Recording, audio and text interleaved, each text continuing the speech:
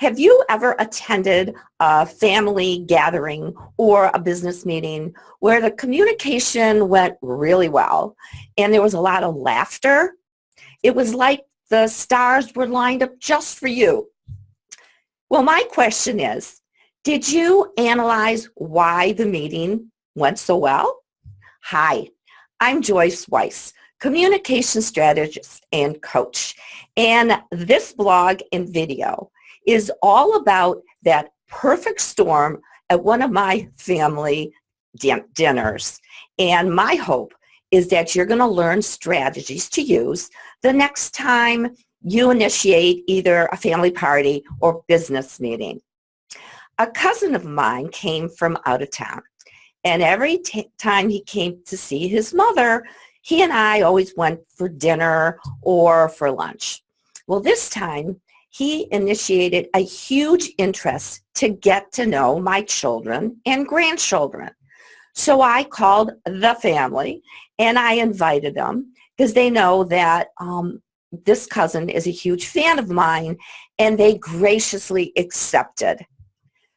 So here's the hard part of the story for me is before they came, I decided that I was going to sit back and I wasn't going to speak as much as I usually do.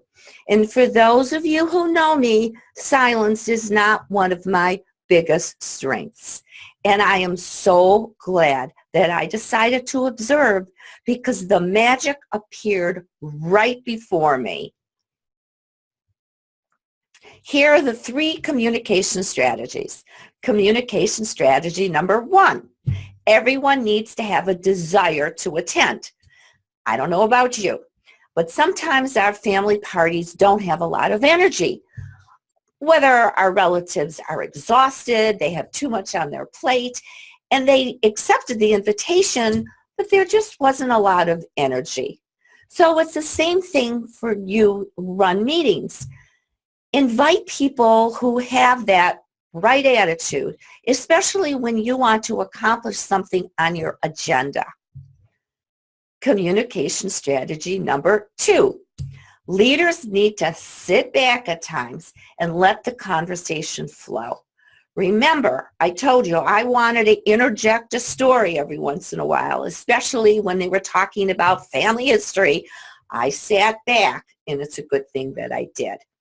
Well, sometimes leaders are micromanagers. I have to say it. It's a reality. So I always suggest to my clients that they invite the right people, have an agenda, ask the questions, and then sit back and let the conversation flow. Because it's amazing that the quiet ones feel comfortable, feel appreciated, and many times they have the best ideas. Here's communication strategy number 3. Ask questions about others that show that you're interested in them. This communication strategy is so basic, yet it's a secret to my success.